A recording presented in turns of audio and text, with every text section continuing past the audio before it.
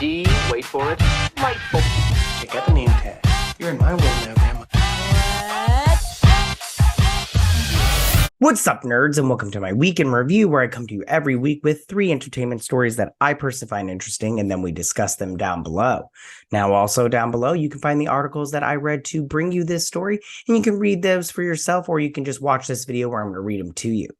Also, if you like what I do here and you enjoy independent content here on YouTube, please consider subscribing to my channel. YouTube is always changing up their algorithm, and small channels like mine, we just keep getting shoved to the back of the line. So please ask that you like, share, and subscribe, and I thank you in advance. All right, now that we got that all out of the way, why don't we go ahead and get started on these 3 stories? So for my first story this week, okay, you guys, it looks like there might be a Wonder Woman 3 coming out. We'll see. I don't know. I don't have high hopes for this, but we'll see. So it says Gal Gadot says she is developing Wonder Woman 3 with James Gunn. Now this comes from Collider. And let's go through and read this article a little bit. It says, in a stunning turn of events, Gal Gadot is set to return to her role as Diana Prince in Wonder Woman 3, under the leadership of James Gunn and Peter Safran at DC Studios. Gadot's future as Wonder Woman looked to be doomed when Patty Jenkins reportedly walked away from the project, though that was something the director later denied. I think she said she was fired. I can't remember exactly. Speaking with comicbook.com, prior to the strike, Gal Gadot spoke to her for her love for the character and revealed that she had spoken to both Gunn and Safran about returning for another sequel. Whether or not Jenkins is involved remains to be seen, but that's a story for another time. What's also unclear is this sequel could bring Gadot into the new DC universe created by Gunn alongside his new Superman and Lois, or an Elseworlds tale like the sequels to Batman and Joker, Gadot explained. I'm not going to read this whole article. I'm just going to read this last paragraph, and then we'll get started on what my thoughts are. It says, I love portraying Wonder Woman. Of course you do, honey. That's your only big role. It's so close to and dear to my heart. From what I heard from James and Peter is that we're going to develop a Wonder Woman 3 together.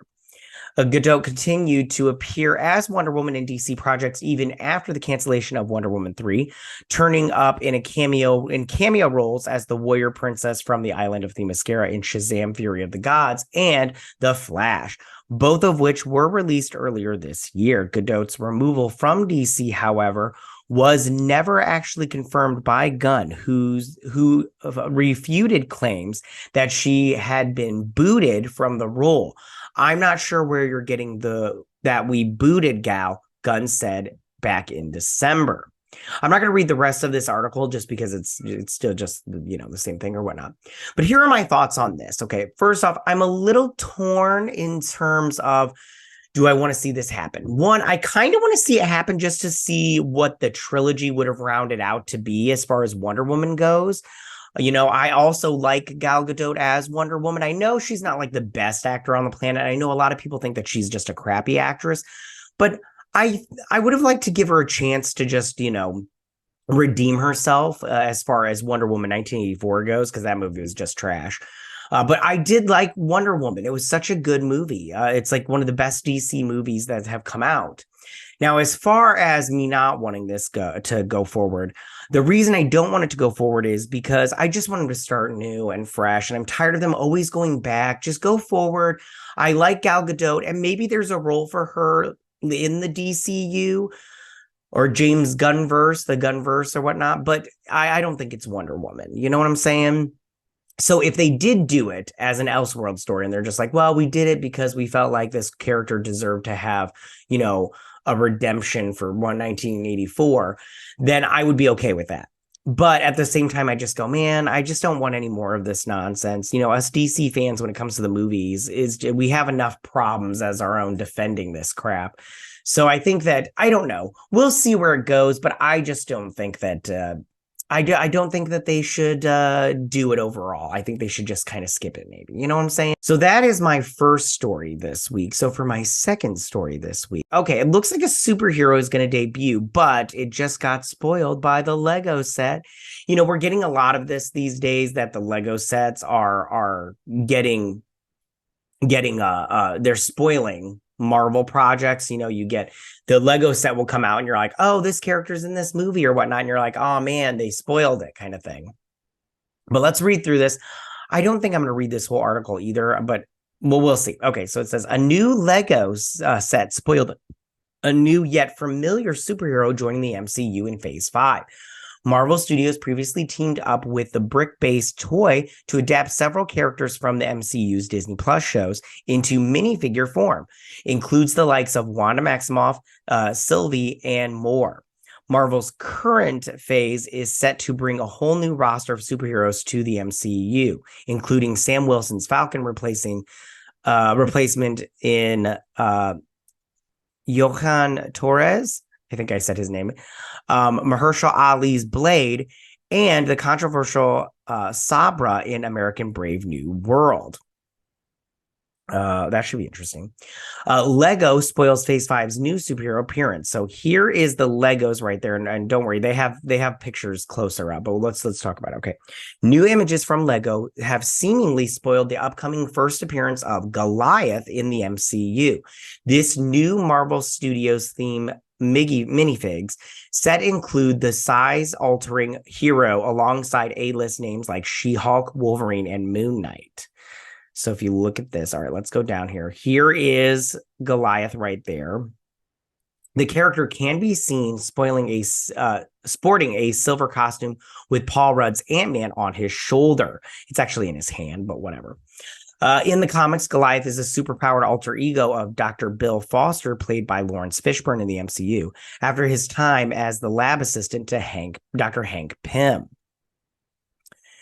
The Goliath persona has yet to be utilized in the MCU, but his superpowered look feels reminiscent of the Ant-Man Pym tech suits, albeit with a silver and blue color scheme. The character had been rumored to appear in the upcoming second season of What If, potentially showing off his giant man powers for the first time in the superpowered franchise. So Lawrence Fishburne previously revealed Bill Foster shows up in What If, indicating that he will get to show off his abilities this time around. So here is the character in the Lego form. Here's the character from the comic books.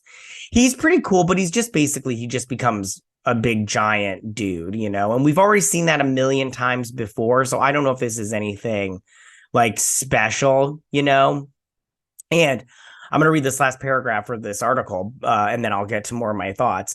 This comes after Goliath's What If Season 2 debut was previously leaked by way of new Marvel Legends figure. So the evidence is mounted for the character's arrival in storied comic book franchise.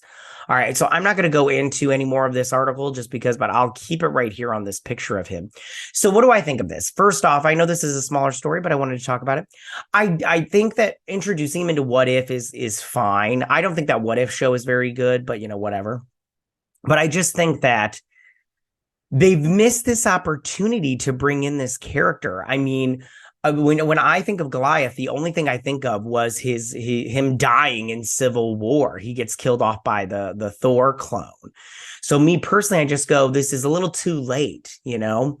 It might be interesting to see him in What If, but I think that going forward, if we see him in the movies, I mean, maybe his son can take over that persona and they can be like, hey, he was in the past with Ant-Man. But at the same time, I just go, this is just one of those things that they never mentioned before, and it's too big to not mention. You know, there's a difference between Ant-Man and the Wasp from the past going in the field and doing these missions because they were small. But with Goliath, he just turns huge. So I just go, you missed your opportunity, because that's one of those, it's like the Celestial in the middle of the ocean. You can't just have that happen in the past and then not explain it now. You know what I'm saying? So it's just really weird. It's just really weird. But we'll see how that turns out. All right, so that was my second story of the week. So for my third and final story of the week, all right, you guys, it looks like Scream 7 has got a new director. And says so it's Christopher Landon. And it says the Happy Death Day and Freaky filmmaker takes over the deputies from Radio Silence, which helmed the previous two entries. Now, I want to be honest with you. I haven't seen the last Scream movie, but I thought the one before 5 was not that great. Like, it was okay, but it wasn't that great. The company has tapped Christopher Landon, a scary movie stalwart who's... The company has tapped Christopher Landon, a scary movie steward, whose credits include Happy Death Day, which I did like Happy Death Day. I didn't like the second one as much. It was fine, but I was just like, series, as well as body-switching horror comedy Freaky, which I did not like. I thought that was just not, it was a good concept, just not a good movie.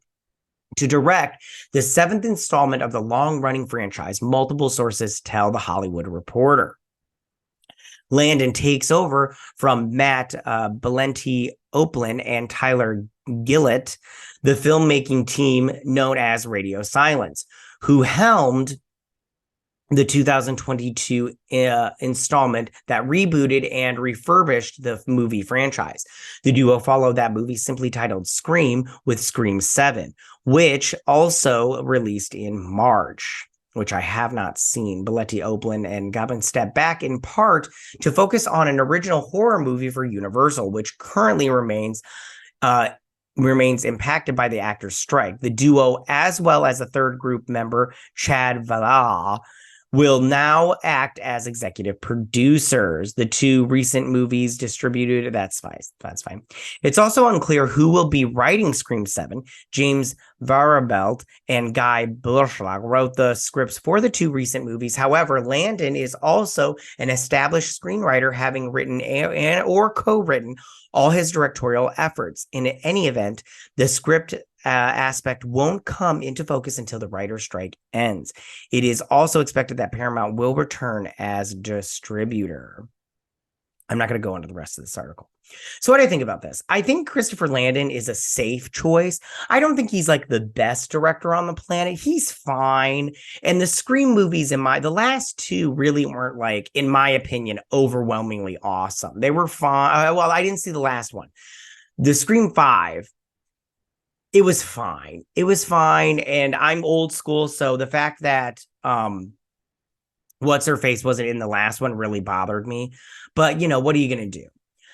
But I think Christopher Landon, he's just hit or miss. Like I said before, I liked Happy Death Day, but Freaky just wasn't that great to me. Like, it was a good concept, but it just wasn't like that great of a movie, in my opinion. But we'll see how all this turns out, and you never know. It could be good. All right, you guys. So those are my 3 stories of the week. Tell me, what do you guys think about all of this? How do you feel about Gal Gadot coming back as Wonder Woman in a Wonder Woman 3? Do you think this development could reach fruition and become a movie? Or do you think they just decide to Gal Gadot? You know what I'm saying? Because I just think that, I don't know. Like I said before, I kind of want to see that trilogy rounded out, but at the same time, I just want to go forward, and I don't want to see this anymore. I've had enough of the old school DCEU. I just want to step in fresh with the DCU. All new actors, all new stuff. I mean, Gal Gadot can play a different character. I'm fine with that, but I don't want to see her come back as Wonder Woman. I think I've made my decision. I just want a reboot, hard reboot. You know what I'm saying? And then tell me, how do you feel about Goliath making his MCU appearance as a superhero, not just Lawrence Fishburne playing the character Bill Foster, but how do you feel about him coming into the show What If for season 2? And then how do you feel about these Lego sets spoiling these characters for us? I personally don't mind it because I'm not that type of person. I love spoilers, so I'm totally okay with it. So this really didn't bother me at all. I was just like, whatever, it's fine. But yeah, no, but tell me, what do you guys think about that? And then finally, how do you guys feel about Christopher Landon getting the gig as director for Scream 7? What character do you think they could bring back? I know a lot of people are like, bring back Stu, because you didn't see his dead body. He just, was bleeding out kind of thing. Do you think that would be fun? I know a lot of people are like that. Me personally, I probably won't watch them until in the theater. I'll watch them when they come out on streaming and stuff because unless they bring back Nev Campbell, then I'll see it in the theater. You got to bring back Nev for me to watch these movies. You know what I'm saying? Yeah, tell me what you guys think about all this. Go ahead and leave all your comments in that section down below. If you like this video, go and hit that like button. You know, I won't mind. If you're new to my channel, please hit that subscribe button. I'd greatly appreciate it. And I will see you guys on my next week in review. You guys have a good week. Bye. Hey nerds, if you like this video, go ahead and click that Geek What icon and subscribe. And if you like this video, go ahead and join me every Sunday with my Week in Review.